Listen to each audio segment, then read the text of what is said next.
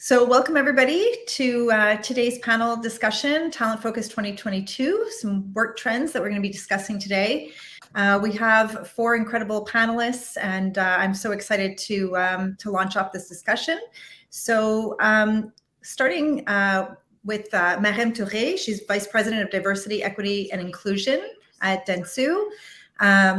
Next, we have Jana Ricciardi, founder of Vida Assure and Vice President and Practice Leader, Consulting on Comp and Ben. Lina Aristeo, she's a lawyer for employers and labor relations specialist, as well as founder of Plume. And Stephen Renchabal, co-founder and CEO of Workden. Thank you, everybody, for joining us today. My name is Samantha Bateman. I'm founder of Integrity Consulting, specializing in talent acquisition. So why don't we get started? And Marem, do you want to take 30 seconds and introduce yourself, and we'll go through all of the panelists for a quick introduction? Of course. Hi, everyone. My name is Marem Touré. As Sam mentioned, I am VP of Diversity, Equity, and Inclusion at Dentsu Canada. I've been in this role for about a little over 2 years now. And prior to that, I mean, my background is very much HR. I was an HR director previously and business partner. So that's kind of where my different hats are. And I'm really happy to be here and have this chat with all of you. So hi. Thank you, Marem. I'm going across my screen. So Stephen, would you like to go ahead and introduce yourself? Sure. Hey, everybody. Stephen Regenball. A lot of people know me as Reggie as the nickname, so you might see that. Obviously excited to be here. This is really cool. I certainly am not in the HR recruiting world, but I can definitely understand the needs of the new remote workforce, just the nature of my business. So I started a company called Workden, and what we're doing is we're finding sustainable ways to repurpose the real estate that's already existing and turn it into temporary workspace for those remote workers. So as you can imagine, we've been dealing with a recent surge of demand because the nature of what happened during COVID. So I do get a pretty cool outside view into seeing employees at the space and having conversations with our members and understanding the needs of what's important to them in their day-to-day life. So I'm happy to share any insights, and I'm also very excited to actually just be an attendee as well and listen to the amazing panelists I have here. I'm excited to learn a lot from them as well. Thanks, Stephen. Lina. Hi, everyone. So my name is Lina. I founded Plume, which is a law firm that specializes in employment and labor law exclusively for employers. And I realized in the 10 years that I was in practice that legal problems brought me in my relationships with clients, but human resources kept me working with them going along.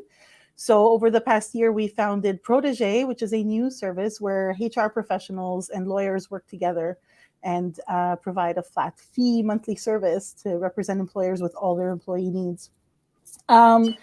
In our practice, we represent people in industrial, in recycling, in manufacturing, also in services, hospitality. And so the perspective I'm going to bring is one, both from unionized workplaces, but also the perspective that is brought to me from my clients, which are employers in the private sector in Quebec and the United States. Fantastic. Thank you, Lina. Jana.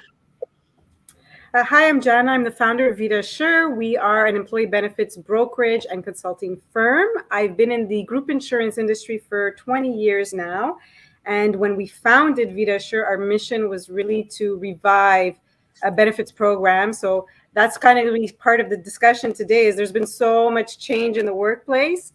And so what we do every day when we talk to clients is, well, how can you adapt your benefits plan to the new realities of work? Wonderful. Thank you, everybody. And apologies, I realized I had my name up on the banner when it was your turn, Marem. So we're definitely two different people. Okay. So according to Statistics Canada, we have a labor gap of over 1 million positions right now. Our unemployment rate is just over 5%, the lowest since 1976. So over the course of the past few years, so from 2019, let's say, until now, starting with you, Marem, how have you seen the labor market change, and what are candidates and employees looking for, in your opinion?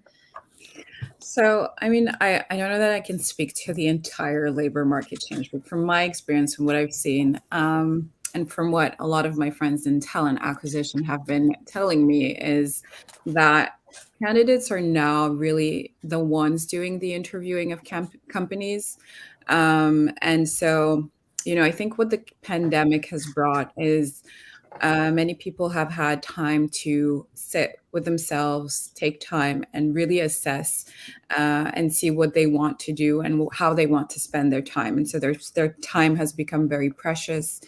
And so people are now wanting to work in companies that care, that offer amazing benefits, that allow for flexibility, but also in companies that really have values that match their own values. Mhm. And a lot of what I've seen, especially since 2020, since the murder of George Floyd, since all of the social injustices that we've seen around the world, is people really asking questions about social impact, diversity, equity, and inclusion, and sustainability, and really wanting to work for companies that are actors and forces for good.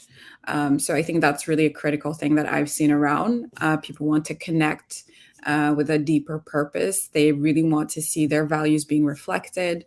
And so that's been something, people are now asking questions like, what does your DEI policy look like?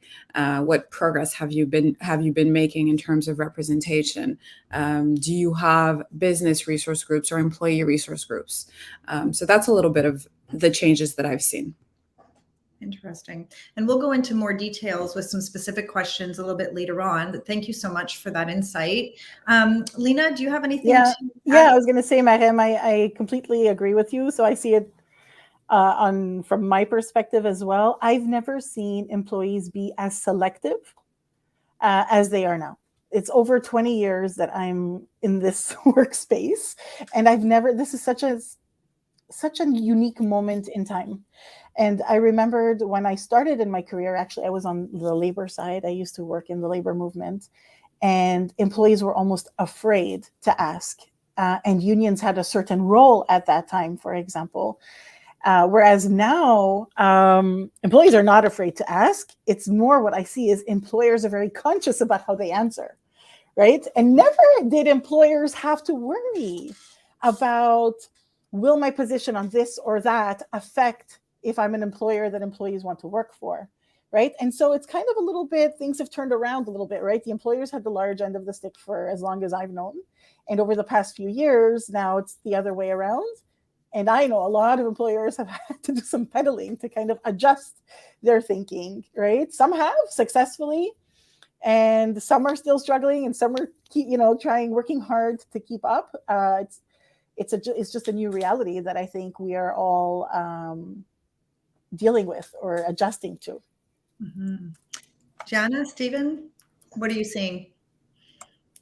So it's interesting when you think about it, get down to the very root of it.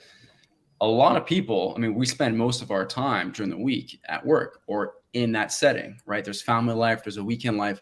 So a lot of what we do is that's a lot of our identity in a given week. So we not only identify, it's not about like what we do, but also like who we do it for now.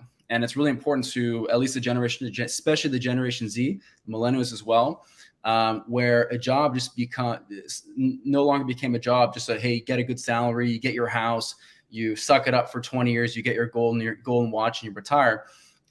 We self-actualize a lot of what we do. So I think a lot of people are more aware. I think social media has a lot to do with it as well. We have a little more information out there, so we have an understanding of what goes on in the world. And I feel like this generation is a little more educated in terms of knowing the things that are happening, and it's almost challenging to not be able to do anything for that cause. So if you could work for a company that you're indirectly being a part of that, initiative to help whatever social causes or be a part of that movement, then I think it's a way that it just adds extra value. So you go to work and it's that extra motivation thing, because there's good days and there's bad days, and it helps get those people out of bed, think, what, at least I'm working for a company that stands for something I believe in. So I think it has a lot to do with identity and self-actualization in those intangibles, and not only just a salary and job title and career growth, but also what you're indirectly contributing for as well as part of a bigger picture. Interesting. Jana, anything to comment on? Yeah, well, I agree with everything that's been said, but I'd just like to add that sometimes I hear employers kind of afraid of the fact that employees are interviewing them. And to me, I see it more as an opportunity, because really you want employees to choose you. You want there to be a right fit, right? So like before, you were just trying to get the best talent, but I think that now that it's a two-way discussion and a two-way process, it's like dating, right? There's more chances that you'll end up with the right candidate if both people or if both parties are actively involved in the process. So I see it honestly as an opportunity. Don't be afraid of it. Just, figure out what your values are and communicate them, and make sure that, trust in the process. That's great. Thank you. So I recently read an article about the new rich, and it was about Gen Z not really being interested in owning a home, but wanting to rent, wanting to have a little bit more of a nomadic lifestyle in terms of, deciding where they were going to live, or if they were able to work for a really cool company for, a short period of time, or on a project, let's say in another country, another province, another city. So this is really interesting, right? In terms of having a little bit, maybe less ties to home ownership and looking at renting and looking at moving around for your work. So Stephen, what are employers and employees sharing with you regarding a need to work hybrid, how that fits into this new lifestyle? Yeah, it's such a crazy time when you think about it, because the past 2 years has created this black swan event has created an entire paradigm shift in how we work, right? And everyone, employers, employees, we all have to scramble and adapt this digital nomadic life. So it's been a lot of growing pains for a lot of people, but we've kind of seen a lot of the benefits of it. Now there's really just two generations that I think are really driving that movement. I think the people who've spent 30 years driving to work and realizing the 2 hours a day they spend in traffic driving and saving that time and realizing, wow, there's so much value in just being able to be on a call while doing laundry, or being there and it's not have to waste my time in a car. So that's the value. But for the new generation, the millennials and Gen Zs entering the workforce, well, the millennials that enter the workforce, in the early 2010s time, it's that's during the experience economy. So we have such access to the world, traveling, the Airbnbs, the ability to work and live anywhere. And that's the best way of doing it, is that you don't no longer have to wait for your 2 weeks vacation a year to be able to be happy and to be able to see cool things. So I think it's a very attractive offering for a lot of people. And so I think it's interesting for the millennial it's all about experience economy and that lifestyle. But then the Gen Zs, where they've been entering the workforce the past 2 years, digital work is all they know. They've had to adapt into school, and now they're into the workforce. So the concept of going into a building, traveling 45 minutes in the morning, 45 minutes at night to sit down there for no actual purpose other than just FaceTime and show face with the manager and the boss, to them, they're like, that means nothing to me. I don't believe in that, because I think it's a waste of time. I think I can be doing better things.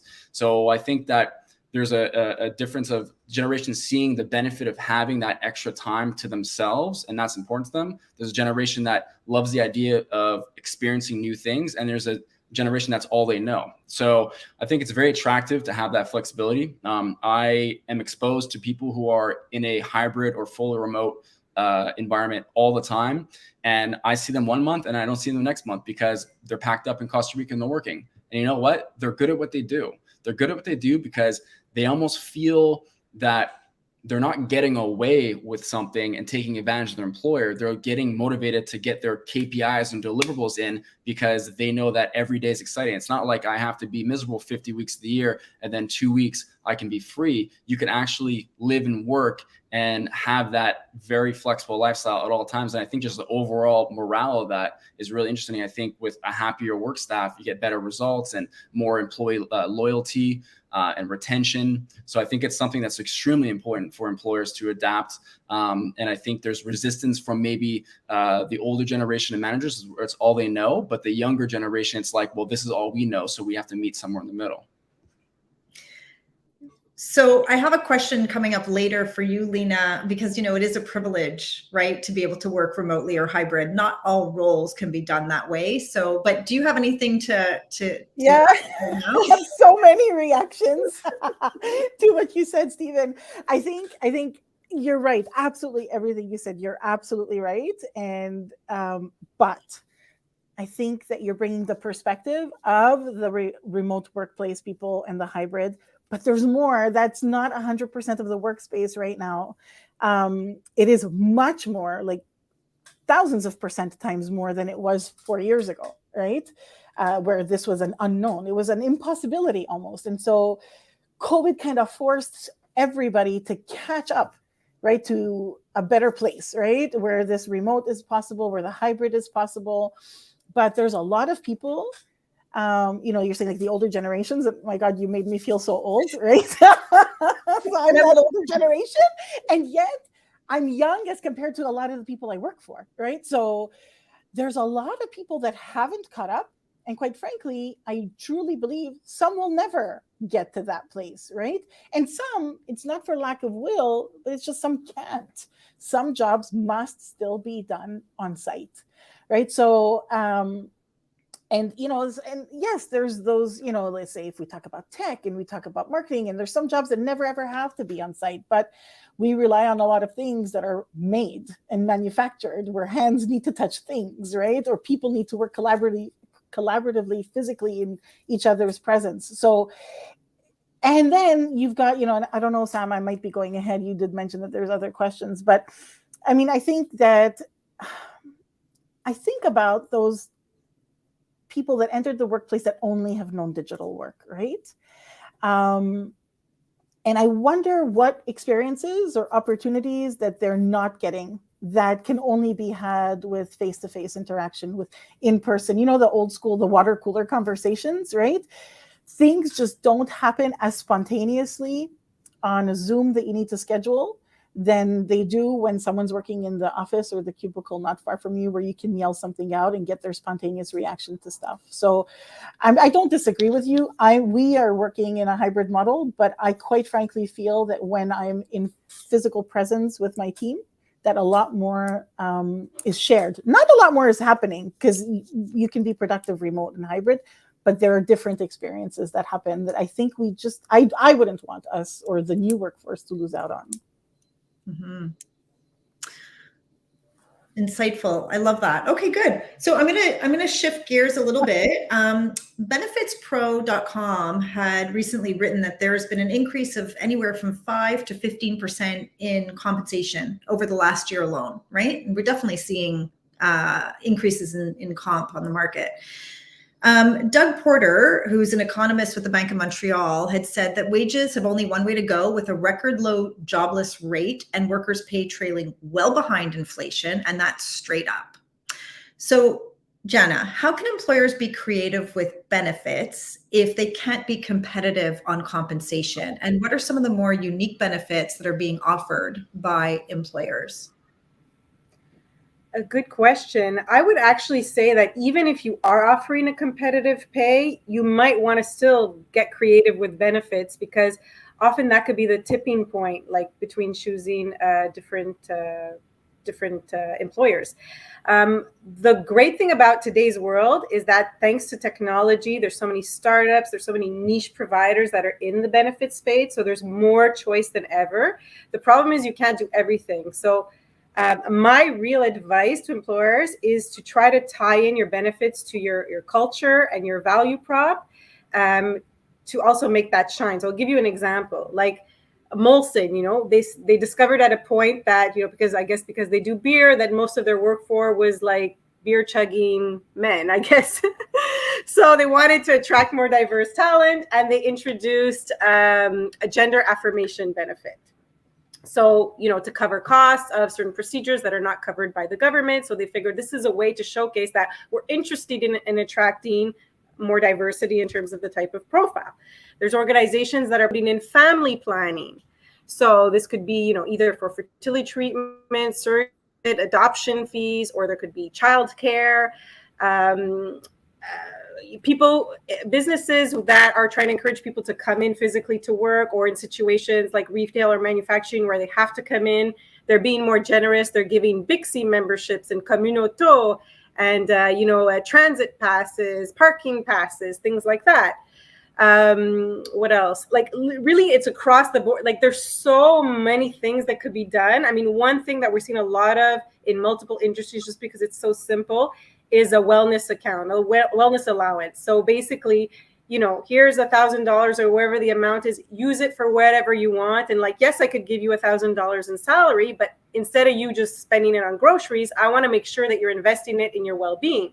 So whether that be fitness, whether that be, professional or personal education, childcare, computer equipment for your workspace, like it's really, really vague. It's broad, it's open-ended, but it has a purpose, right? So really what I'm seeing is employers trying to be very intentional about the type of benefits that they add and they offer.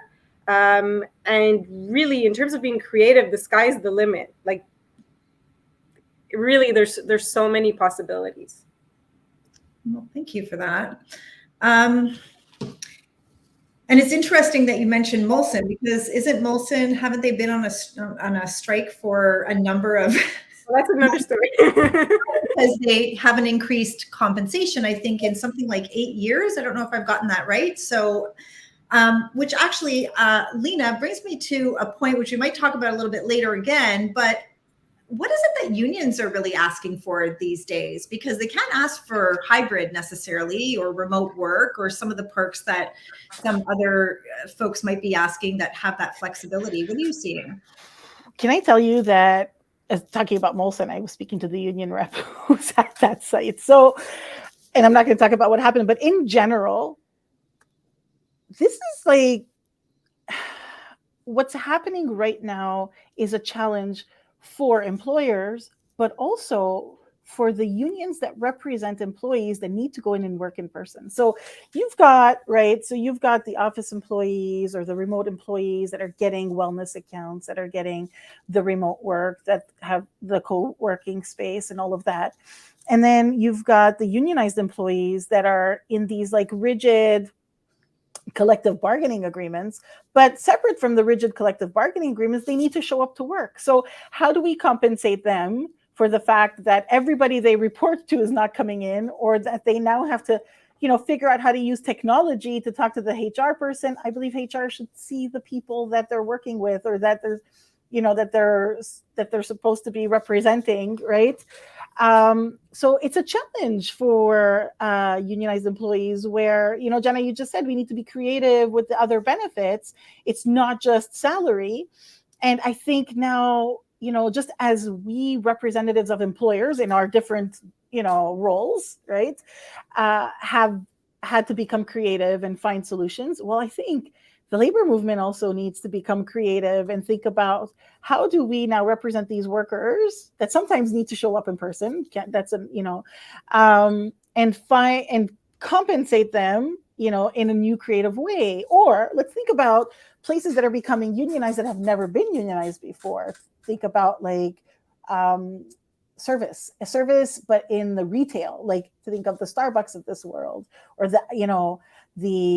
not going to say Amazon, because Amazon is distribution center, and that is traditionally has been traditionally unionized. But, we've in the past read articles about how Starbucks has great employment conditions, scholarships, all of these interesting benefits, yet employees get unionized. So they're not doing it for those benefits, right? So it's other things. It's having a seat at the table. Someone mentioned earlier, we need to represent what we say our values are.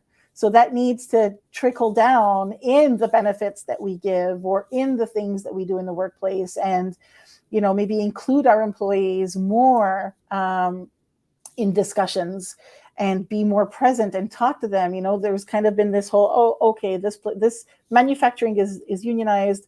They just get whatever we negotiate. But no, we need to talk to our employees. We need to be partners with them, and we need to listen to what it is that they're saying. And in talking to our employees and being accessible, then maybe, they don't need an intermediary to help with that discussion between them and their employers.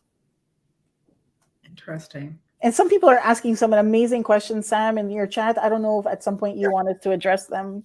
So we're gonna do a Q&A at probably at around 22, okay? Because you see that we've got 17 comments and questions, so we want to be able to get to some of those. So I'm curious about then recruitment, right? In terms of attracting talent here. Now, Megan, what are some of the barriers to success that you're seeing in companies that are embracing and doing the work to come up with a diverse recruitment strategy? That's a great question, Samantha. I think that many folks want to have, more diversity in their companies, but they may not really know where to start. So first off, where to source for candidates, right? That can be an issue. Not knowing how or where to attract. There are companies that are always looking at the same outlets to source candidates. So if you're always looking to specific places, then you may not be able to reach candidates that are from non-traditional sources. So a couple of things can be like trying to build up your pipelines for the future. If we think about, STEM, or if we think about specific industries that tend to attract more of typically white males, for example, you may start to want to reach out to organizations and start to have some conversations, start to introduce your industry or your company to these organizations, and start to maybe work with young children as early as high school, to start to introduce the idea of coming into an industry. I think another barrier to diversity is also representation within organizations. So if you want to attract folks from marginalized communities, but then you have no one that looks like them inside of your companies, that can be a bit of a deterrent and an issue. And whether we're talking about who is doing your recruitment, if they're representatives of your company, that can be an issue. But if it's also when people come into your offices and look around and see no one that looks like them, that's also something that, could be a deterrent. So starting to really be, if you want to make a real change, you have to show how or what the extra work you're doing to make sure that you are keeping folks who are racialized or part of the LGBTQ plus communities. You really want to show how you're intending on retaining them and showing what the intent and the purpose is. I think really what people are trying to see is whether folks are being performative when it comes to DEI and accessibility, or if they're actually putting things in place to do the work. If we think about immigration specifically, I think a big barrier to recruitment and to attraction is also having requirements that really don't need to be there. So if we're thinking about the need for specific degrees that you don't necessarily have globally, or if we're thinking about that famous Canadian experience, we really need to think about whether or not these are really truly necessities. If Canadian experience can be learned, and look at that as a barrier. So I think to add to that, having some type of education and training given to our hiring managers is really important, because the hiring managers are usually the ones that will be saying, oh no, this person needs to have Canadian experience, this person has an accent. So a lot of learning and unlearning will also need to be done. And I think those are barriers to diversity. Those are such great points, Mehem. There's a couple of thoughts that have come to mind when we've spoken with employers who claim to have a diverse workforce. That diversity is often on the production floor. And it's often with new arrivals who have degrees from their home countries, right? I was just in contact with a friend of mine yesterday who had said that she's looking at making a change, and that the company that she's exploring now, there's nothing short of 6 interviewers that are all diverse. And that was extremely important to her, right? So, but my sense also is that there's almost this knee-jerk reaction of, oh, we're going to get diversity coming in the door rather than cultivating that in kind of the middle and top. So if you're just bringing them in the door and they're starting in entry-level roles, it's going to take 7-10 years before we see them in leadership roles. So what is it that you would tell organizations, or what can you share in terms of creating opportunities or leadership programs? Like, what do you think would be beneficial in terms of, identifying great talent that you have already internally versus looking at bringing people in only? Yeah, that's a great question. I think one of the things that we've been doing, for example, is making sure that we are providing opportunities for diverse folks to have career paths. And so opportunities to have mentorship programs, for example, that could be really helpful in terms of connecting people who typically wouldn't have as much access to leadership to get that those interactions and start to think about their career objectives, getting a better understanding of company politics, and then also speaking about experiences. So our mentorship program is specifically for racialized individuals. So talking about the experience of being racialized in an environment that can be typically very white and male dominated is, I think, something that creates space for conversation and understanding. I also think that so in terms of your recruitment strategy, having actual looking to hire leadership that is from diverse backgrounds is important, because as you mentioned, a lot of folks being hired are hired at entry-level positions.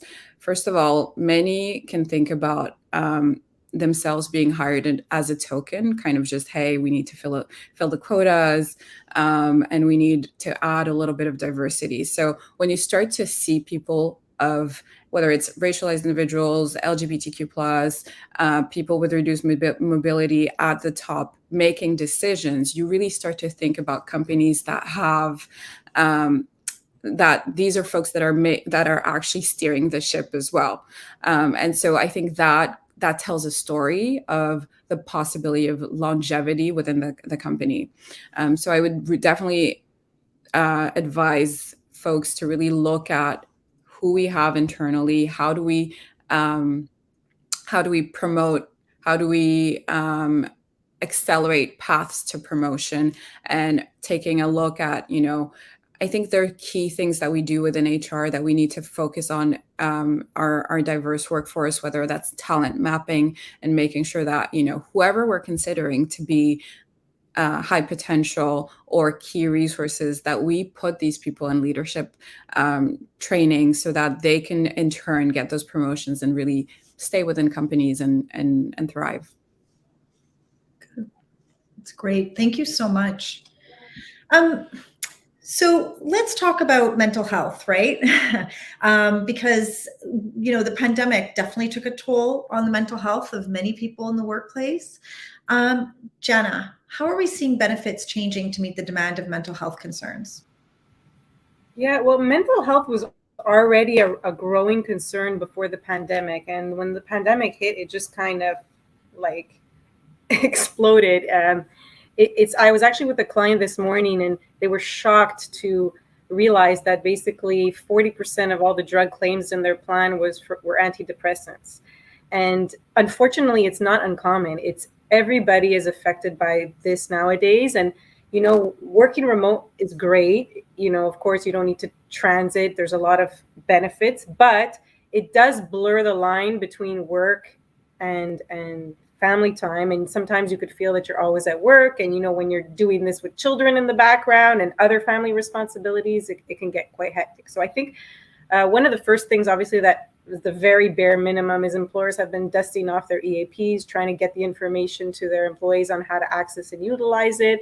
They've beefed up the paramedical limits, so amounts for psychologists and social workers, but also extended the list of specialists, because it's so hard nowadays to find a psychologist, so that even if you have that, you can't use it. Added things like psychotherapists and marriage counselors, family counselors, clinical counselors. So broaden the type of mental health specialists that are available. And then more importantly than that is providing training to managers. So managers, team leaders, anybody who's responsible for people, they are first responders. And unfortunately, they don't always know how to pick up on the cues of distress, because mental health, I mean, it's one of those things that you could see somebody, they're smiling, you could assume everything's well in life, right? So it's a bit more trickier than somebody who's broken their leg. I could see they broke their leg, let me adjust, right? So there's actually a lot of training out there now available for managers on how to pick up on cues and what's the best way to intervene. And then besides that, I think being a lot more flexible on personal time. So time available to deal with family issues and responsibilities, introducing things like wellness days. I don't know if those, but I think in general, just being a bit more flexible with time off so that people can, have a better work-life balance.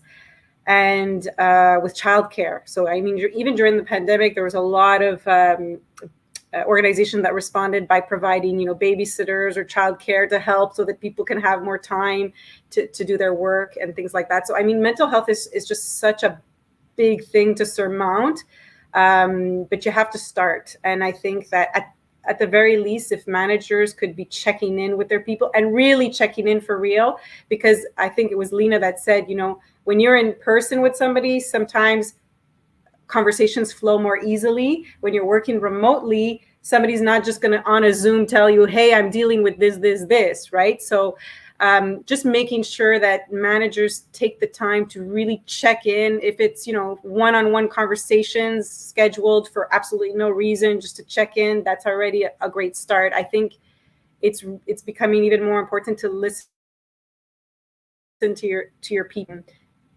and avoid, I guess, things getting worse or situations getting worse. So, yeah.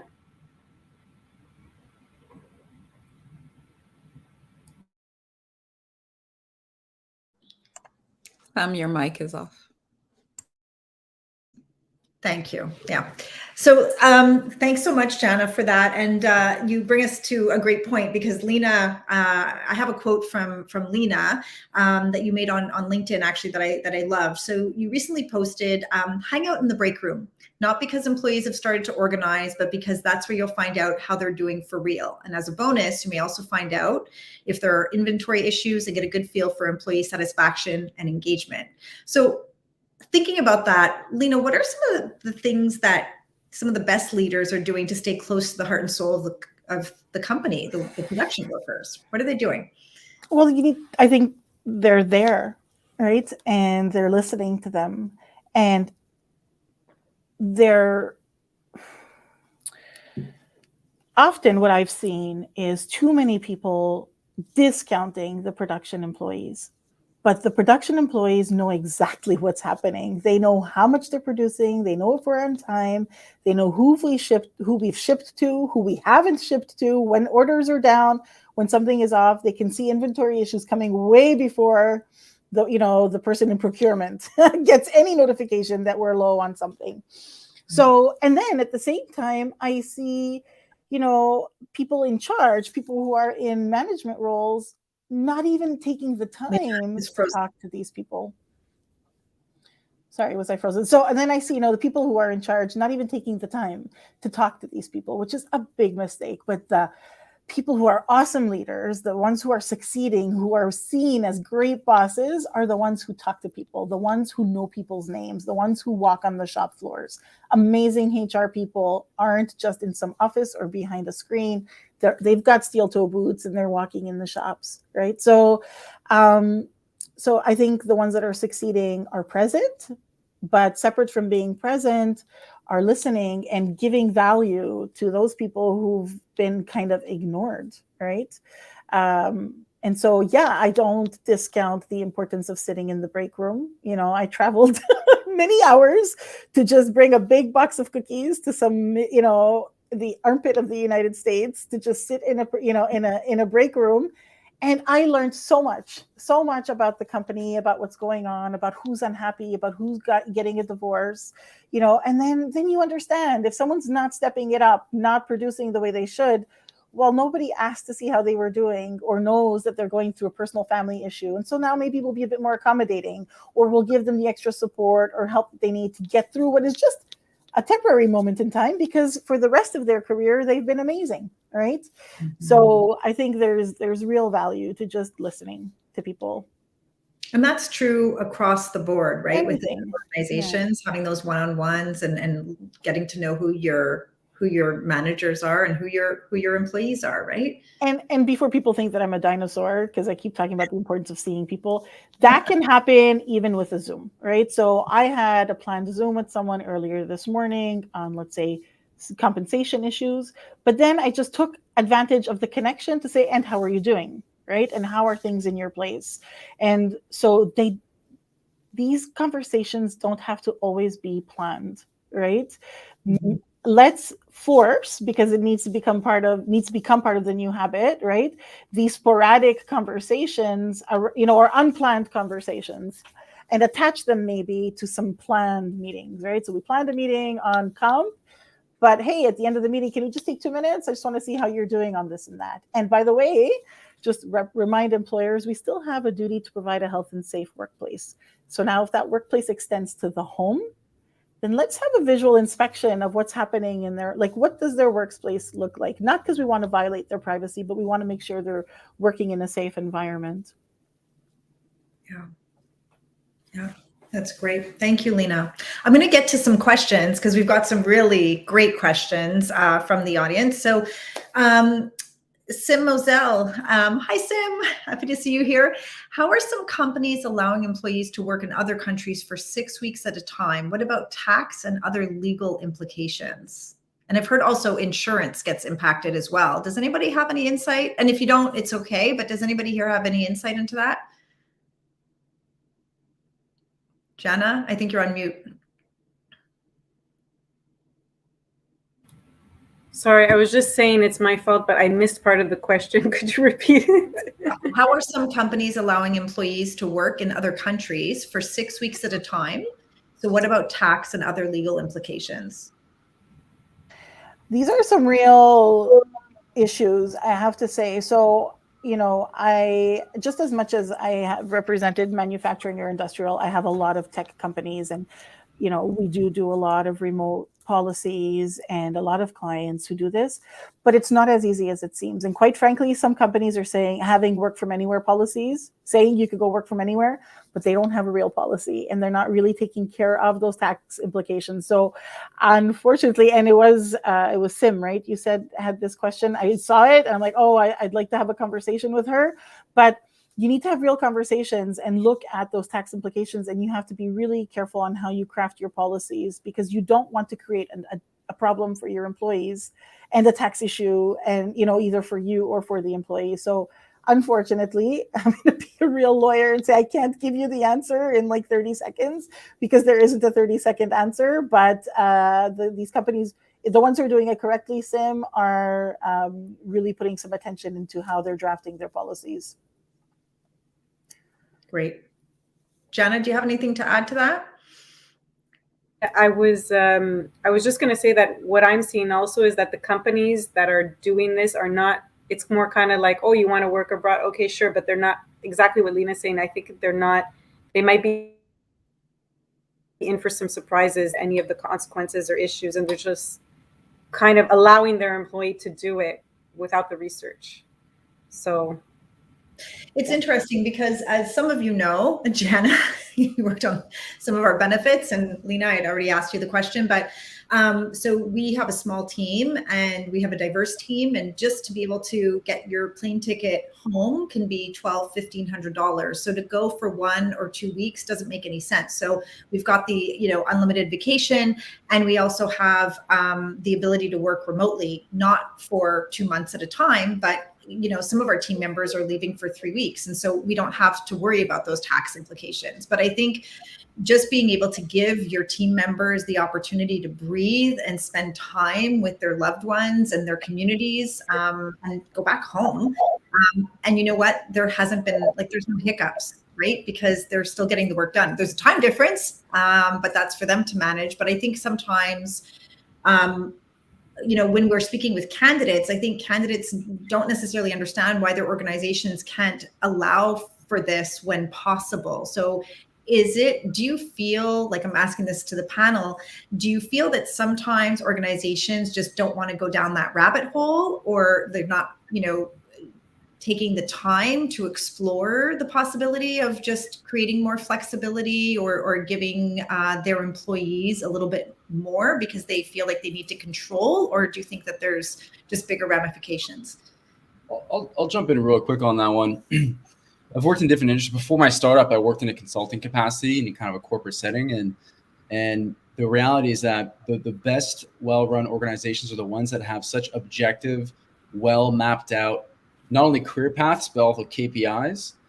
And I think that at the end of the day, as long as someone gets their job done, whether they've done it in 40 hours or they're so good at what they do and they can do it in 20, doesn't mean that they should be slowing themselves down because they're like, oh, I can do it in 20, but I have to kill time and waste time for 40. And then they're just kind of like, you create that kind of animosity with employer-employee because they don't feel like they're maximized, they don't feel challenged enough, all these things.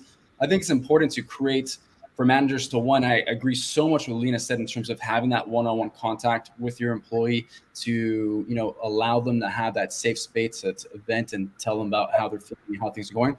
But also, two, managers and organizations, really, really important to make extremely precise, well done, well organized workflows, maps, and KPIs. And also, two, especially the new generation, who's really, really, really a lot of emphasis on career path. Not so much on initial salary, but where am I going? What's my title? Where am I going? So if you look at like the major consulting companies, they usually have a pretty good career path lined out. Even CPAs and the accountants, it's like you do this for X amount of years, hit these milestones, you get this, you get that. And I think a lot of organizations haven't done that exercise. So I think they can learn a lot from those. And once you do that, it's interesting because whether you do it at home or abroad, aside from legal and tax implications, of course, then it really doesn't matter as long as they get their job done, they report it and they articulate their progress. And there's these checkpoints and stuff. I think that filling time in a day and clock watching is the old way of doing things. And I think it's really important that companies really analyze their workflow, analyze their goals, and create a little more, become more metric centric. And with that, it's hard to fool the numbers and quantify that, right? So I think it's important for employees to know what they have to do to achieve certain things. And then everyone understands, okay, well, you can do it here, you can do it there, but as long as the job gets done. So that's kind of what I've been seeing is a lot of really good organizations who have employees that are extremely happy and are performing well. It's because they have very precise goals and metrics and checkpoints. And I think it kind of creates less need of control because it's like, look, at the end of the day, we'll know what the numbers say, and everyone feels a little more even and objective that way.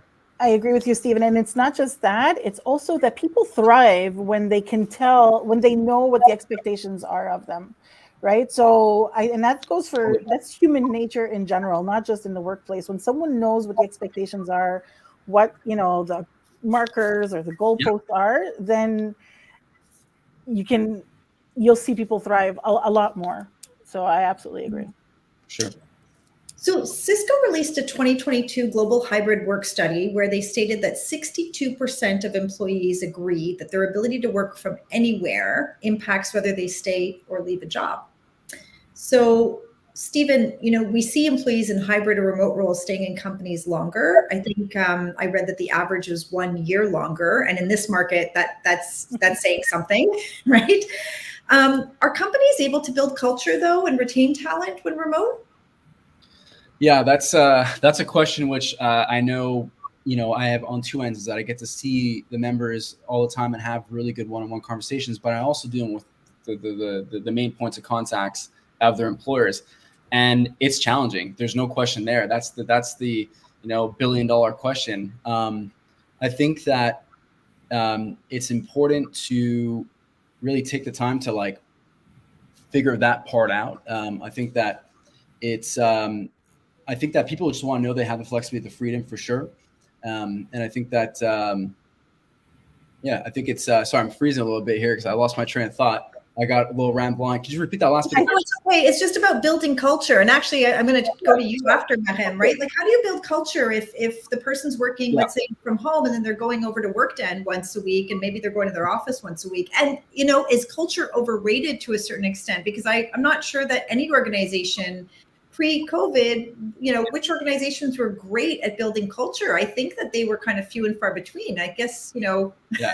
So the irony is that everyone wants to have that flexibility and that ability to work remote, but everyone wants to be a part of an organization that has strong culture and cultural values. So that is such a challenging question. And I think that there's a balance. I think that if you go into the office, you have intent. There's a reason what we're doing. But I also think that a lot of companies, also the very interesting tech companies that we work with, I see it all the time, is they do these little offsites, these biweekly and monthly offsites where they have one day a month or one day every 2 weeks. They get together, they meet at a certain place. It could be in the office, it could be offsite.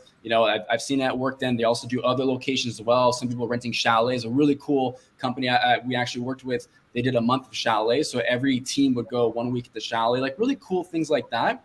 And I think that there's that balance of, hey, there's some things that we do and we take the time to learn each other, but you also have the freedom. So it's like, we're here if you need.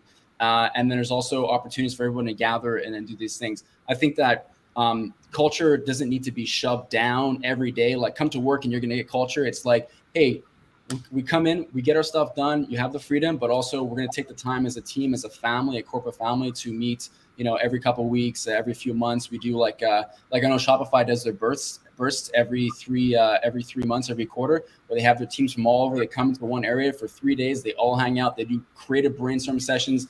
They have fun events. They have work events. And that's really core. That's really important. And you know what? It's to be a part of that, even if it happens infrequently, 12 times a year, because it's once a month, or 4 times a year. Like, it does a lot. It says a lot about the company. And I think it's the best balance. But again, right, nobody knows the answer yet, because we're all adjusting to this new way of work.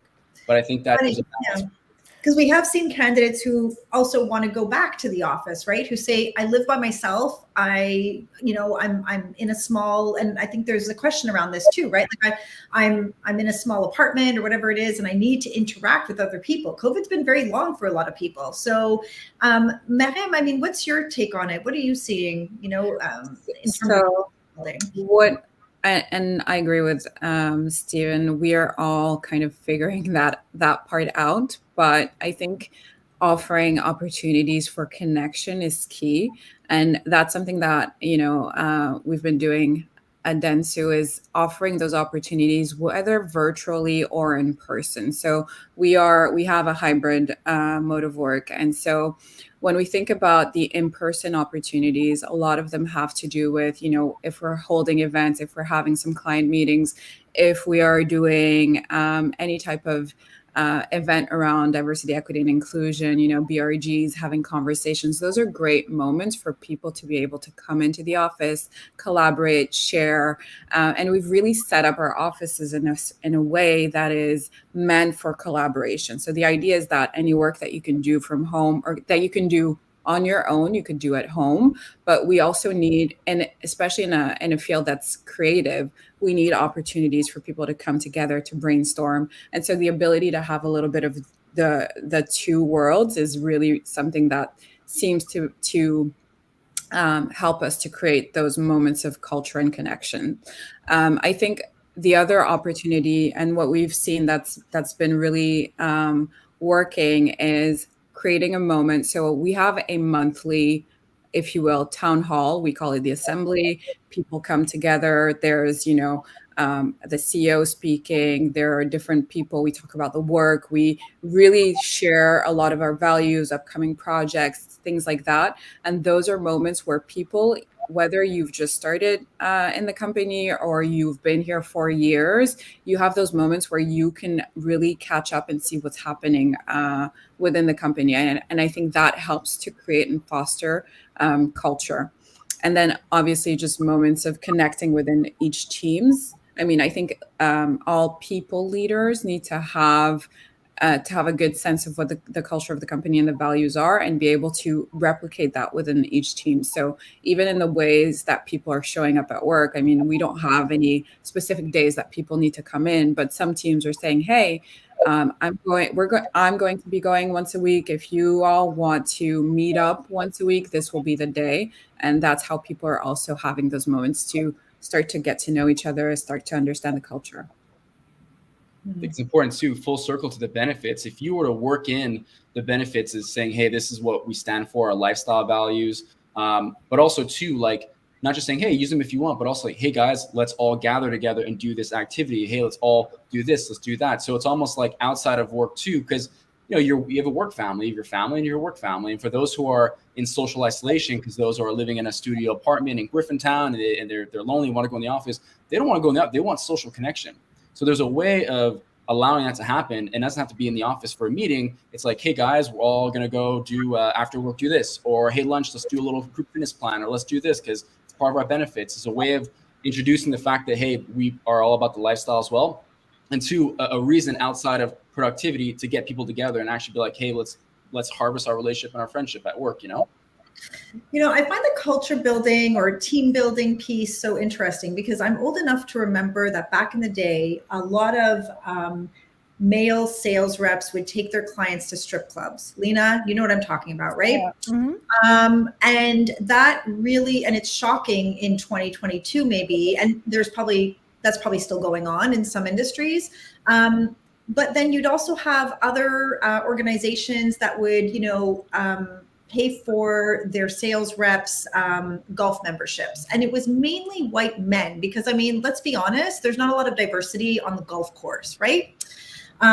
So it's interesting now, like when we're talking about diversity, equity, inclusion, accessibility also, like how do you create these types of events or a sense of community, a sense of belonging in your organization when you really are trying to be inclusive? Like I'm so curious about what that looks like in this kind of, in 2022, but also in terms of building, when you talk about going for drinks after work, there's a lot of women who are running back home to pick their kids up from school or from camp, and then they're being left out, right? So how do you because there's not one size fits all.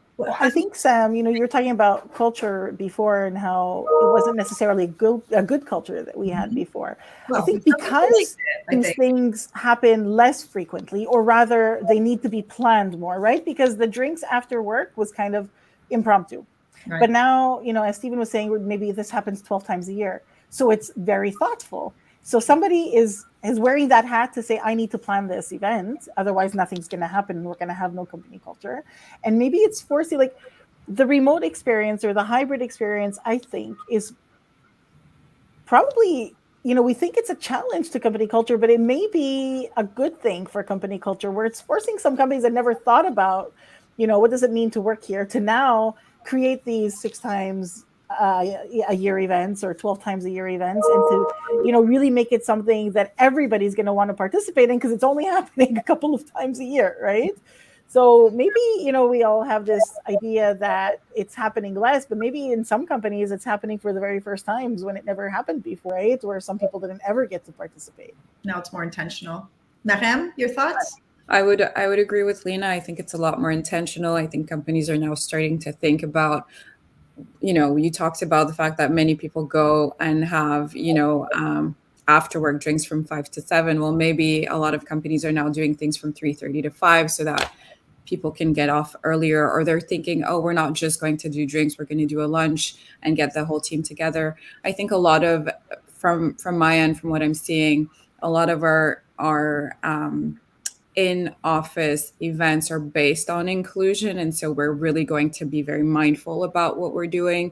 A lot of them are going to be exchanges and conversations about, anything from like race to, we just had like last week a drag event where we were really exploring. So it's a lot more intentional about building a culture of inclusion. And I think that's where it starts to be very different from, the golf course playing. Yeah. No, good point. Sam, you actually posted on LinkedIn something about team building. And interesting, you got a lot of good ideas, but golf was not on there. Well, and most of the ideas came from women, right? Which is kind of interesting. And it's, but yeah, I was reading some of those. I don't know. I was kind of favoring the food and drinks, but anyway. Listen, we're at 1:59. Any parting thoughts before we get off of this panel discussion? And a big thank you to all of you. I so appreciated this conversation. It's fantastic. Any parting thoughts from any of you? I'd say we have to keep an open mind, because we don't know what the next 6 months look like or the next 6 years. So we just have to all keep being flexible. Yeah, I think flexibility.